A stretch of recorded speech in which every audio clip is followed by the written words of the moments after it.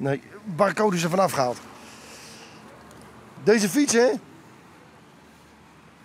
Daar is wat mee aan de hand.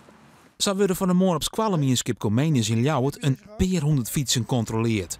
De politie gebruikt daar een Leeds Reed minicomputer voor. Ik heb hier een tagreader, die kan op een frame nummer, dat zal ik zo meteen laten zien, de code lezen. En hij kan op een chip lezen. Er zijn twee mogelijkheden. De tagreader stiet in verbinding met de database van de dienst Wegverkeer.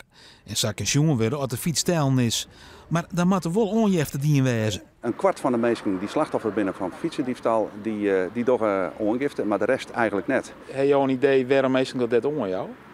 Ja, ik denk misschien het idee dat de politie er te weinig aan doet. Of dat het te volle tijd kost. Maar ja, aan de andere kant zeg ik, geen achter internet zitten en jou een goed signalement van de fiets terug en het wordt geregistreerd. Op het Comenius binnen van de morgen 8 stijlen fietsen voen. Je zou het denken dat dat wel even schrik is voor de leerlingen. Ik vind het wel goed. Want stel dat er iemand, een oude oma of zo, een oma die moet elke dag zijn boodschappen doen op haar fiets en die fiets wordt gestolen. En misschien kan ze hem gewoon terugkrijgen door dit soort acties, dus dat vind ik wel goed. En hoe is het daar eens aan maar die fiets dat wat maar in de hand weer?